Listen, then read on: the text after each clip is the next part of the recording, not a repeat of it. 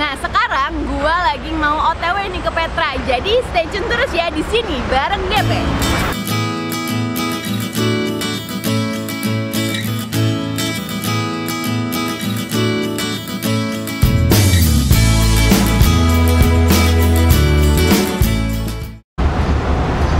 Hai sobat muda, kita ketemu lagi nih di sini bareng GP. Dan sekarang gua udah ada di Gereja Petra. Mau ngapain? Nah, gua bakal membahas tema yang menarik pada hari ini. Dari tadi kita sudah tampil beda nih, sobat muda. Dan sobat muda tahu nggak sih, selama pandemi virus corona ini, ternyata banyak pemuda-pemudi yang melakukan hal yang berbeda dari kebiasaan sebelumnya. Kayak yang pass the brush challenge, lalu main tiktokan, terus yang nggak pernah masak jadi sering masak banget di rumah. Nah, dan kita pun juga sama ya sobat muda, biasanya kita ibadah bersama di gereja, tetapi sekarang kita ibadah online dari rumah. Nah, dari tadi ngomongin tampil beda mulu. Jadi apa sih tema kita hari ini? Penasaran kan? Jadi stay tune terus di sini bareng GP, dan kita sekarang akan langsung ketemu narasumbernya. Oke, stay tune ya.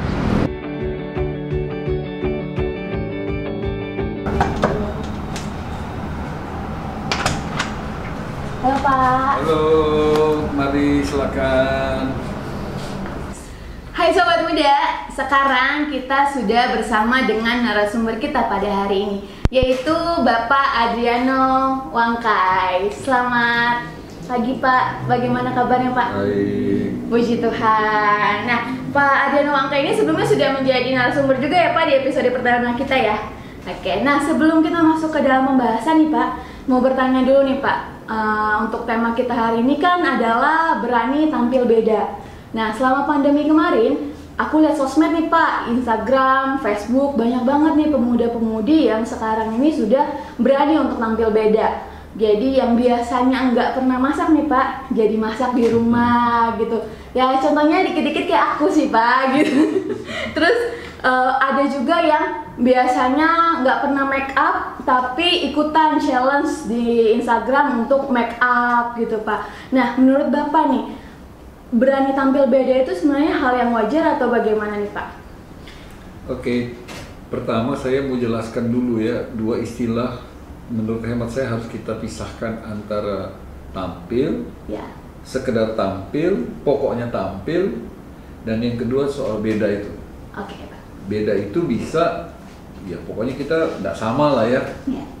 tidak serupa gitu. Buat saya kalau sekedar tampil hanya mau dilihat orang bahwa saya ini tadinya nggak begini sekarang begini, menurut hemat saya nggak ada mutunya, nggak ada kualitasnya. Oke. Lebih baik tampil di iklan aja sekalian. Oke. Mau ada pandemi atau tidak itu Ya. satu. Tapi kalau beda juga sama, sekedar beda bahwa saya berbeda, saya ya berbeda dengan yang lain, ya berbeda, memang beda kok. Iya Pak. Nah kalau begitu, kalau kita kaitkan bahwa ada sesuatu yang kemudian menghasilkan hal yang tidak lazim sebelumnya atau tidak biasa, lalu kemudian sekarang loh kok bisa? Nah buat saya barangkali itu yang tepat ya, artinya ada satu kondisi yang menyebabkan kita tadinya nggak bisa, nggak mau, nggak mungkin lah, tiba-tiba bisa. Kenapa gitu kan? Oh, iya. Nah kenapanya ini yang harus kita elaborasi. Kenapanya itu karena ada sesuatu yang menyebabkannya, kondisinya, yang COVID-nya itu. Ya. Nggak bisa keluar, mau kemana coba? Daripada, nah ini dia pesannya. Daripada tidak bikin sesuatu, makan tidur, ya lakukan sesuatu, do something kan gitu. Iya Pak. Nah kalau itu saya rasa ya bagus lah. Jadi ada yang namanya inisiatif dan ada kreativitas. Ya. Inisiatifnya saya mau lakukan sesuatu supaya bisa jadi berkat bagi orang lain. Saya aja bisa, kamu bilang saya nggak bisa, sekarang saya bisa. Itu yang tampil beda ya. Nah kedua, kan dilihat orang, kalau dilihat orang kan dia jadi berkat. Iya betul Pak. Nah itu dia tampil bedanya. Jadi menurut hemat saya nilai positif dari COVID-19, pandemi 19 ini adalah yaitu membuat kita jadi kreatif. Ya seperti ini. Seperti ibadah kalian. juga ya Pak ya. Ibadah yang biasanya kita bersama-sama, tetapi Benar. sekarang dengan kondisi seperti ini ya kita harus kreatif juga mengemas ibadah itu dalam bentuk Iya, betul. streaming ya Pak, tapi tidak mengurangi esensi dari ibadah itu juga ya Pak, berarti ya. harus, betul. Oke. Nah, berarti kita langsung masuk aja nih Pak ke pembahasan kita pada pagi hari ini. Pembacaan kita terambil dari Yakobus 4 ayat yang pertama sampai dengan ayatnya yang kelima. Tapi sebelumnya nih Pak, kita minta kesediaan Bapak untuk memimpin kita dalam doa. Baik, mari kita berdoa. Allah Bapa di dalam surga, oleh karena kemurahan-Mu, kami boleh bersekutu di tempat ini. Sekalipun kami terpisah satu dengan lainnya, tetapi firman-Mu selalu menyatukan kami.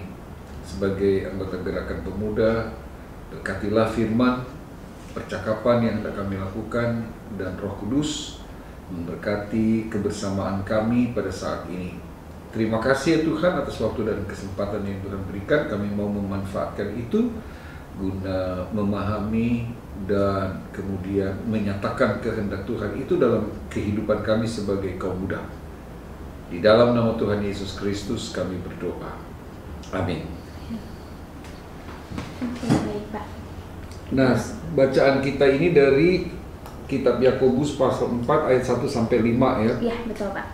Saya ajak kita membacanya secara gilir ganti saja, ayat per ayat, dari ayat 1 sampai ayat 5. Kita mulai. Dari manakah datangnya sengketa dan pertengkaran di antara kamu? Bukankah datangnya dari hawa nafsumu yang saling berjuang di dalam tubuhmu? Kamu mengingini sesuatu tetapi kamu tidak memperolehnya, lalu kamu membunuh. Kamu iri hati tetapi kamu tidak mencapai tujuanmu, lalu kamu bertengkar dan kamu berkelahi. Kamu tidak memperoleh apa-apa karena kamu tidak berdoa. Atau kamu berdoa juga, tetapi kamu tidak menerima apa-apa karena kamu salah berdoa. Sebab yang kamu minta itu hendak kamu habiskan untuk memuaskan hawa nafsumu. Hai kamu orang-orang yang tidak setia, tidakkah kamu tahu bahwa persahabatan dengan dunia adalah permusuhan dengan Allah? Jadi barang siapa hendak menjadi sahabat dunia ini, ia menjadikan dirinya musuh Allah. Janganlah kamu menyangka bahwa kitab suci tanpa alasan berkata, roh yang ditempatkan Allah di dalam diri kita diingininya dengan cemburu. Nah, itulah pembacaan Alkitab terkait dengan kitab Yakobus ya, pasal 4. Sebenarnya supaya kita mengerti dengan baik ya harus dibaca sampai ayat 10. Iya betul ya Pak, satu perikop ya Pak ya. Satu perikop. Gak apa-apa Pak, kita lanjutkan bacanya aja berarti ya Pak. Oke. Aku lanjutin ya Pak. Baik. Tetapi kasih karunia yang dianugerahkannya kepada kita lebih besar daripada itu. Karena itu ia katakan, Allah menentang orang yang congkak, tetapi mengasihani orang yang rendah hati. Karena itu tunduklah kepada Allah dan lawanlah iblis, maka ia akan lari daripadamu. Mendekatlah kepada Allah dan ia akan mendekat kepadamu. Tahirkanlah tanganmu, hai kamu orang-orang berdosa, dan sucikanlah hatimu, hai kamu yang mendua hati. Sadarilah kemalanganmu, berduka cita, dan merataplah. Hendaklah tertawamu kamu ganti dengan ratap, dan sukacitamu dengan duka cita. Rendahkanlah dirimu di hadapan Tuhan, dan ia akan meninggikan kamu. Baik nih Pak, dari pembacaan kita pada pagi hari ini nih Pak, sebenarnya konteks pembacaan ini seperti apa sih Pak? Oke, jadi kalau kita bicara tentang kitab Yakobus ini sebenarnya lebih banyak berbicara terkait dengan hal-hal praktis ya, hal-hal yang seringkali kita hadapi, kita alami sehari-hari.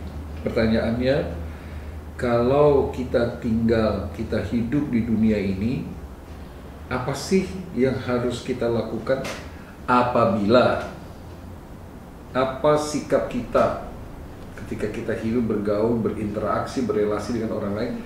Lalu apa sih sikap yang harusnya kita lakukan, terutama kalau kita menghadapi yang namanya Permasalahan, konflik atas ya. kepentingan. Ya mau begini, saya mau begini. Saya mau begini, orang lain maunya bagaimana. Konflik antar pribadi gitu ya, Pak. Tentu kan ada kepentingan kan. Ya, nah, jadi kitab Yakobus ini mau menolong kita untuk memberikan arahan. Begini loh sikap yang benar. Apapun masalahmu, apapun pilihanmu, kamu harusnya bersikapnya seperti ini. Itu latar belakang. Karena itu kitab Yakobus pasal 4 ini harusnya kita bedah atau kita elaborasi itu dalam 2 bagian. Ayat 1 sampai ayat 5, lalu ayat 6 tuh sampai 10. Karena dia punya 2 hal yang berbeda. Nah, 2 hal yang berbeda itu apa nih? Nah, ini dia. Pertama itu ya, bagaimana kalau kita hidup sehari-hari dunia. Tentu ada cirinya orang hidup di dunia ini ya. Dengan kita hidup walaupun di dunia, tetapi kan kita bukan dari dunia. Itu kalau istilah yang dipakai sebagai gereja. Hidup di dunia itu artinya kepentingan dunianya yang utama. Walaupun memang kita ada di dunia, tapi kepentingan kita itu berbeda. Saya kasih contoh ya. Coba dibuka Roma pasal 12 ayat 2. Pasal 12 ayat 2. Roma pasal 12 ayat 2. Jadi ada penekanan Rasul Paulus yang Paulus katakan. Janganlah kamu jadi dengan serupa itu ya, Pak ya? Nah, coba dibaca dulu lengkapnya. Oke. Ya, Roma pasal 12 ayat 2. Janganlah kamu menjadi serupa dengan dunia ini. Kita kan ada di dunia nih. Ya. Tapi jangan serupa dong, jangan fotokopi. Kalau ini maunya gini, jangan ikut-ikutan dong. Kan jangan cuma bergaya. Itu yang saya bilang tadi, hati-hati kalau bilang sekedar tampil beda. Ya. 1, 2, terus. Tetapi berubahlah oleh pembaharuan budimu. Supaya kita tidak terpengaruh. Kan kita tetap tinggal di dunia nih. Tapi kan kita sadar betul bahwa yang namanya kepentingan dunia itu menarik, mempengaruhi. Ya. Nah, supaya tidak terpengaruh, tidak terkontaminasi itu yang Rasul Paulus mau bilang.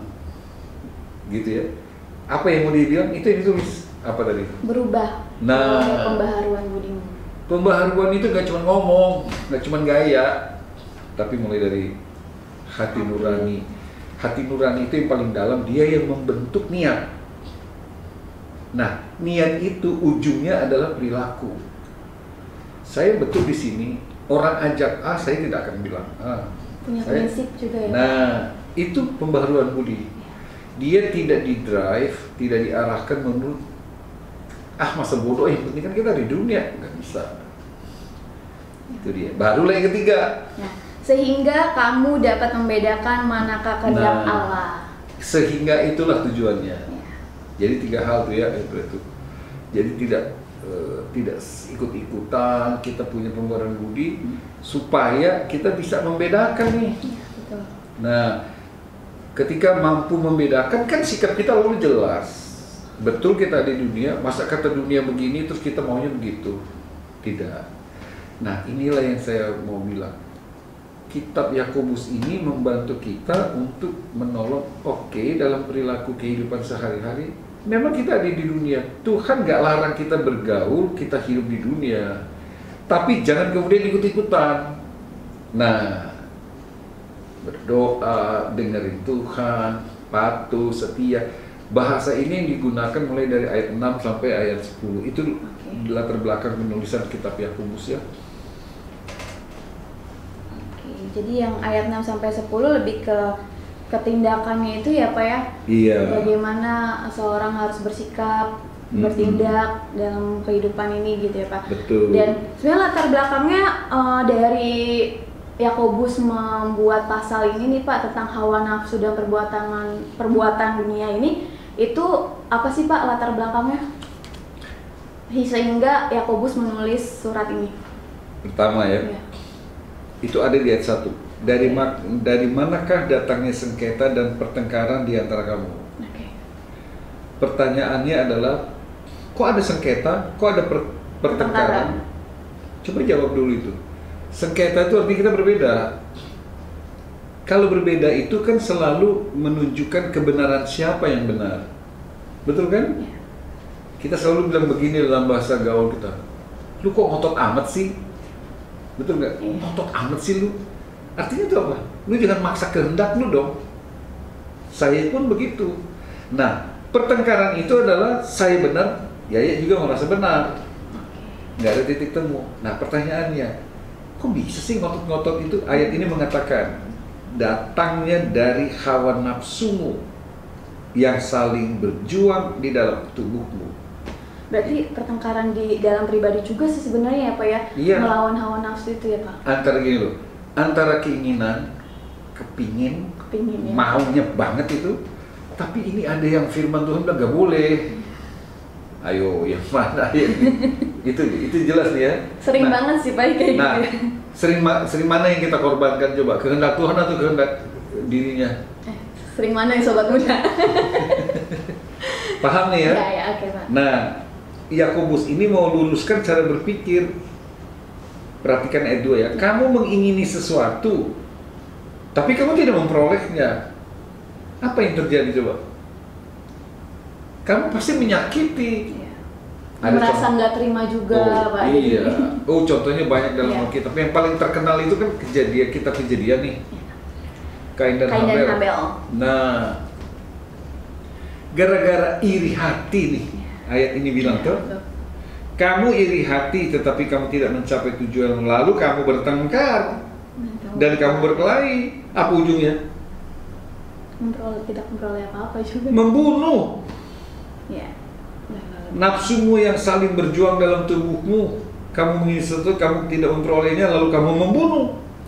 Itu tingkat yang paling akhir.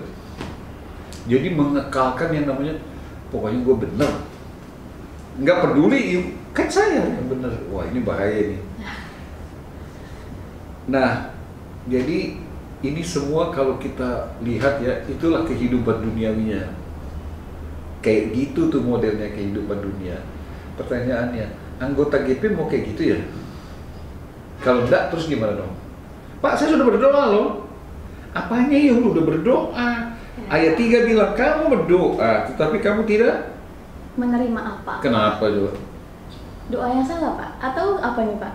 Apanya yang salah? Bukan doanya yang salah, tapi permohonannya. Niatnya. Motifnya itu sudah salah. Gue berdoa supaya gue dapat cowok, gue berdoa supaya dapat duit, gue dapat kerja. Sekedar itu. Begitu dia dapat, sudah selesai. Jadi cuma hanya memuaskan hawa nafsunya doang. Nah, ya, itu Pak? yang jadi soal. Ya. Kita berdoa ini sebenarnya jadi begini loh. Saya berdoa untuk Tuhan. Ketika saya berdoa untuk Tuhan, saya menyerahkan hidup saya ini kepada Tuhan. Jadi kalau Tuhan bilang A, saya harus lakukan A. Yang terjadi kita ngomong ke atas sama Tuhan, tapi kita lakukan kita punya mau. Tuhan kita korbankan, ya nggak bisa lah. Ya. Itu loh maksudnya. Makanya ayat 4 katakan, hai kamu orang-orang yang tidak setia. Artinya setia, kehidupan ini sudah diatur kok sama Tuhan. Kalau kamu mau baik, hidupmu harus benar, kamu harus setia, kamu harus berdoa, kamu harus beribadah, kamu harus membuka dan membaca Alkitab. Kalau kayak gitu sih biasa. Apanya yang biasa?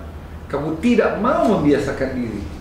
Tetapi ketika datang masalah dan kamu tertekan dengan masalah itu, berbagai bentuk tekanannya itu, ujungnya kamu marah sama Tuhan. Tuhan kok kayak gini? Kata Tuhan, itu yang bikin. Coba dari awal kamu bergaul dengan saya, kamu setia, kamu taat, kamu dengar, lakukan sesuatu untuk saya. Tidak ada yang mustahil kok buat kamu. Apa yang kamu minta? Enggak, kamu minta aja saya kasih. Jelas sudah ya? Itu maksudnya. Oke. Jadi sebenarnya makna bacaan kita nih dari yang ayat pertama hingga ayat ke-10 untuk pemuda apa nih Pak? Berdasarkan dengan tema kita kan pada hari ini berani tampil beda. Berani tampil bedanya itu ayat 6.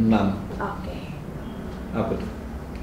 Tapi kasih karunia yang dianugerahkannya kepada kita lebih besar daripada itu. Karena itu ia katakan Allah menentang orang yang congkak, tetapi mengasihani orang yang rendah hati. Jadi tampil bedanya? Tetap rendah hati, tidak congkak. Ya itulah dia. Oke. Jadi bedanya itu adalah ketika orang emosi kita enggak. Ketika dia bilang, gue bisa bikin segala-gala, saya nggak bisa tuh. Tapi saya bisa melakukan sesuatu. Seolah-olah kan kalau dibandingkan, dia ngomong begitu, kalau dikasih target, nah Ini kalau kita bicara ya secara kuantitatif, dikasih target 10, gue bisa 11. Saya rendah hati, saya mau bilang saya bisa, tapi saya nggak mau bilang 11. Satu aja saya bikin tapi selesai, gitu ya. Jadi tahu pun nggak. Jadi kayak filosofi Jawa gitu ya. Padi itu makin berisi makin menunduk, bukan makin menanduk. Beda itu loh. Makin menunduk ya. Nah itu loh, tampil bedanya. Jadi gini, bedanya itu menghilangkan kesan bahwa kita ini jadi arogan, sombong atau mentang-mentang, itu jauh. Jadi kader gereja itu tidak dididik untuk mentang-mentang. Maaf, sekalipun dia memang pintar, maaf sekalipun dia kaya, maaf sekalipun dia punya jabatan, maaf apapun lah. Saya kasih contoh konkret. Kalau contoh ini mungkin bisa salah atau bisa keliru ditafsirkan, ya, saya nanti akan jelaskan. Ada pembantu presiden yang muda-muda, belum 6 bulan sudah jadi masalah. Betul nggak? Dengar nggak cerita ini? Iya, Dengar nggak? benar. Kenapa coba? Sombong. Mentang-mentang punya kesempatan, memanfaatkan bisnisnya. Ujungnya bilang, saya pembantu presiden loh. Emang kita nggak tahu lu siapa ya, tapi lu nggak usah ngomong dong. Itu dia. Seorang pemuda gereja, seorang pemuda Kristen itu selalu ada prinsip ya. Ketika saya kuliah dulu, saya ikut organisasi kemahasiswaan, ditanamkan dalam diri saya itu yang namanya creative minority. Creative minority. Apa tuh? Kecil, tapi kita harus bersikap kreatif yang besar, yang memberikan dampak besar. Oke, kita mungkin sedikit, tapi yang sedikit itu kualitinya lebih besar daripada yang banyak. Nah ini kalau diterjemahkan nanti kalau sudah politis tidak enak kita, tapi pemuda itu selalu bilang ibadah itu nggak usah cari-cari orang banyak nih, tapi berkualitas ya Pak. Artinya tujuan akhir ialah anggota pemuda itu mau ikut terlibat. Jadi nggak usah cari-cari anggota. Kalau akhirnya mereka datang, lu gitu-gitu aja. Beribadahannya kayak gitu, nyanyinya kayak gitu, nggak meriang, nggak ada. Ujungnya orang cuma datang makan. Ya bete lah. Tapi quality itu menunjukkan bahwa ada sesuatu yang hidup, sesuatu yang memberikan kesan yang luar biasa, sehingga kita nggak ngajak orang pun rindu lagi, kepingin lagi malah nanya-nanya gitu kan istilahnya. Kira-kira begitulah. Nah, bagaimana nih Pak kita caranya supaya tadi kan dijelaskan bahwa tampil beda di sini adalah tetap rendah hati ya Pak, di tengah permasalahan yang ada, tengah kondisi yang ada gitu. Dan bagaimana nih cara kita untuk tetap membuat diri kita tetap rendah hati gitu Pak. Padahal kan pemuda tahu sendiri Pak, egonya tinggi banget Pak. Saya kasih contoh ya. Kitab Efesus pasal 4, coba buka. Efesus pasal 4. Ayat 2. Itulah nasihat Rasul Paulus ya. Dia mau bilang ada 3 sikap bagaimana caranya supaya kita bisa tampil beda tapi tidak sombong. Nah itu jelas ya kalimat yang dipakai oleh Rasul Paulus, ada 3 hal. Apa itu?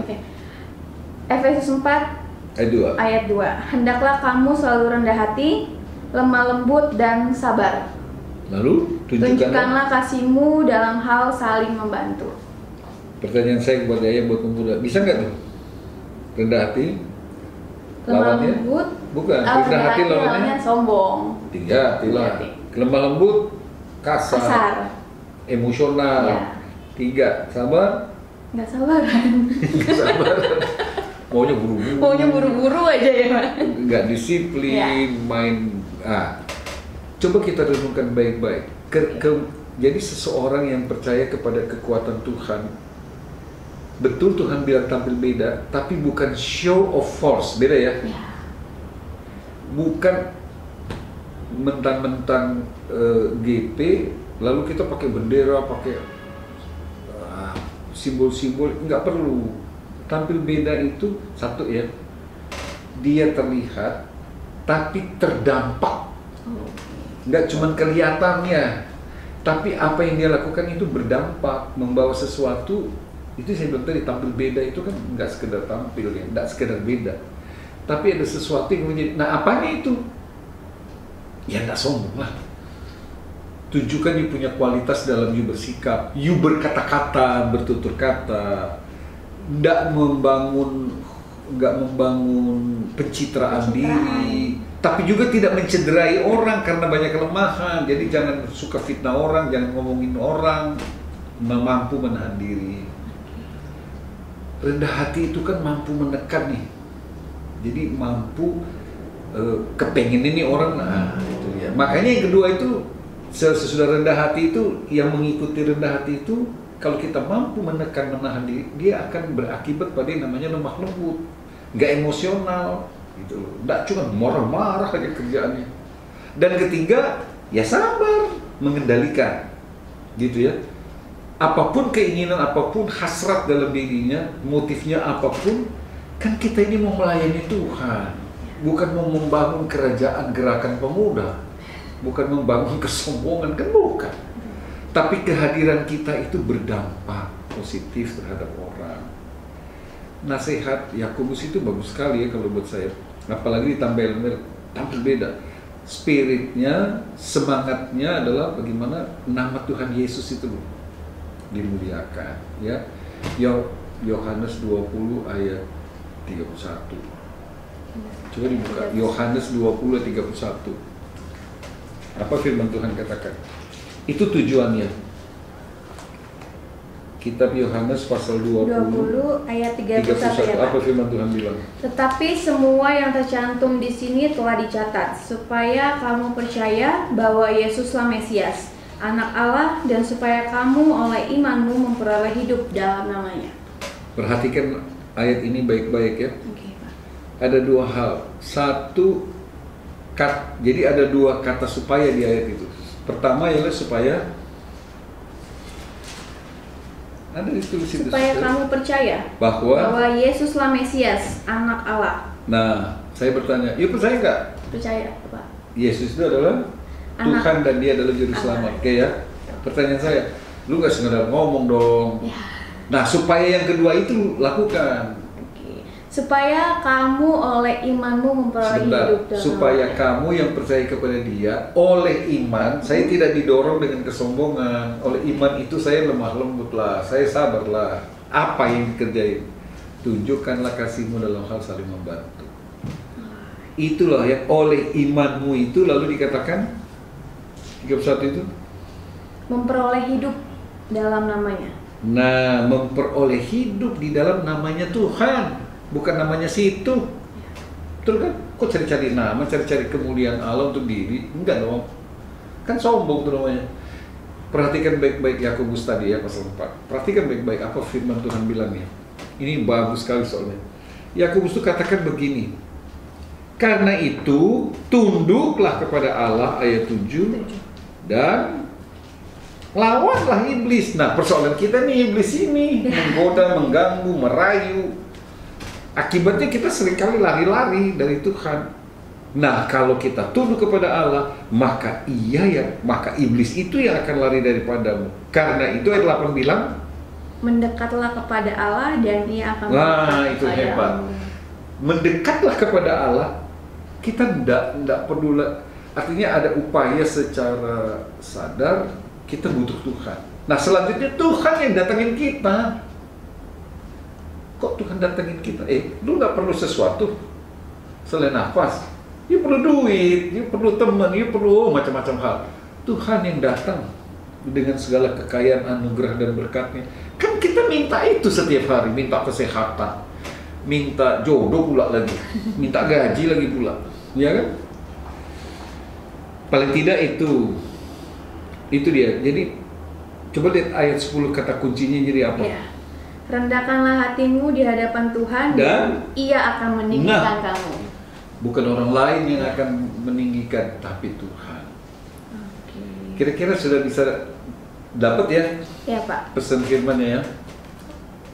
Ya, jadi pada pembacaan hari ini kita belajar banyak ya Sobat Muda ya. Dan pelajaran bagi Sobat Muda nih Pak, dalam pembacaan ini kan tadi rendah hati, lemah lembut, sabar, dan tunjukkanlah kasihmu untuk saling membantu. Pesan-pesannya buat Sobat Muda, biar Sobat Muda lebih memperdalam nih pembacaan kita pada pagi hari ini apa nih Pak? Ya itu. Hanya itu aja berarti ya Pak. Oke, berarti Sobat muda, pesannya nih dari Bapak nih, 4 hal yang tadi nih. Yang pertama yaitu kita harus rendah hati sobat muda, lalu lemah lembut, sabar, dan kita harus menunjukkan kasih Yesus dalam hal saling membantu. Karena kenapa nih Pak? Karena Tuhan yang akan meninggikan kita ya Pak, bukan orang lain, tapi akan mendekat kepadamu. Dia yang akan mendekat kepada sobat muda, dan Dia yang akan mendekat kepada sobat muda. Oke. Pak, terima kasih banyak untuk pembahasan kita pada pagi hari ini, sungguh luar biasa, dan semoga sobat muda yang menontonnya juga pada pagi hari ini merasa luar biasa dan semakin terberkati. Dan untuk menutup pembacaan kita pada pagi hari ini, boleh dibantu untuk doa Pak. Mari kita berdoa. Dalam cinta dan kasih sayang Tuhan dalam kehidupan ini, kami sadari betul bahwa ada banyak tantangan, ada banyak rayuan, godaan, bahkan ancaman terhadap iman yang menyebabkan kami tidak dapat hidup di dalam kemuliaan Tuhan, tetapi hidup di dunia dan mengikuti kehendak dunia ini. Padahal Tuhan tidak menghendaki kami seperti itu. Kami mau belajar dari kitab Yakobus yang mau menyatakan kami tidak boleh sombong, kami tidak boleh angkuh, kami bisa, dan karena itu seringkali kami korbankan Tuhan demi egoisme dalam diri kami. Padahal itu semua terbatas, dan kami tahu Tuhan mampu melakukan segala perkara melebihi apa yang kami pikirkan. Karena itu ya Tuhan, sebagai kaum muda dimanapun kami berada, melalui kitab Yakobus pasal 4 ini, biarlah Tuhan kami memiliki 4 hal, masing-masing kerendahan hati, kelemah lembutan, kesabaran. Dan 3 hal itu kami lakukan dalam hal kami mau memberi diri kami, hati kami terhadap orang lain dengan membantu, menolong, menopang. Dan kami tidak malu untuk melakukan itu demi Tuhan, dan kami mau bertindak disiplin untuk menjaga komitmen supaya apa yang kami inginkan untuk Tuhan lakukan dalam hidup itu dapat kami nyatakan sebagai gerakan pemuda, baik sendiri secara pribadi maupun di dalam rumah dalam peran kami sebagai anak, maupun dalam persekutuan di gereja sebagai kaum muda, atau dalam pergaulan kami di masyarakat sebagai generasi muda. Apapun peran kami di dalamnya, biarlah kami jadi berkat di sana. Dan dalam solidaritas kepemudaan, kami berdoa melalui kesempatan ini untuk semua teman-teman kami. Bagi yang sakit dimanapun dan apapun keadaan, kami mohon dengan kerendahan hati dan penuh hikmat, Tuhan hadir menyembuhkan dan memulihkan mereka. Kasihi dan sayangilah mereka, berkati upaya-upaya medis yang dilakukan bila dirawat di rumah sakit ataupun di rumah oleh keluarga. Dan Tuhan juga memberkati pergaulan kami masing-masing, baik pergaulan secara internal dalam persekutuan keluarga, gereja, maupun dalam pergaulan di tengah-tengah masyarakat. Biarlah dalam pekerjaan, dalam mencari nafkah, kami menjadi berkat di dalamnya. Dan juga ya Tuhan, Kau memberkati kebersamaan gerakan pemuda, sekalipun COVID-19 menyebabkan kami terjaga jarak akibat pembatasan sosial berskala besar. Tapi itu tidak mengurungkan niat kami yang jernih dengan motivasi yang baik untuk terus memprogramkan hal yang kreatif seperti program ini, sehingga gerakan pemuda tetap terpelihara secara spiritual.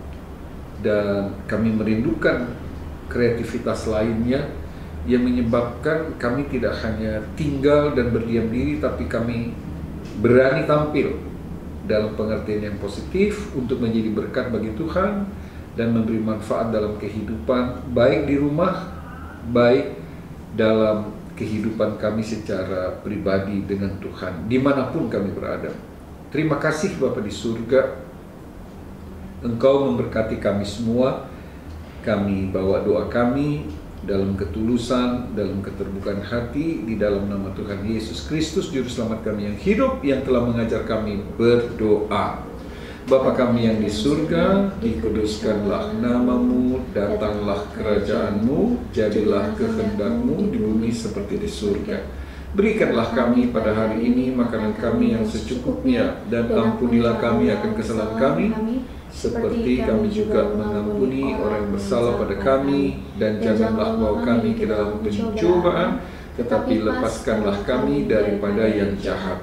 Karena Engkaulah yang empunya kerajaan dan kuasa dan kemuliaan sampai selama-lamanya.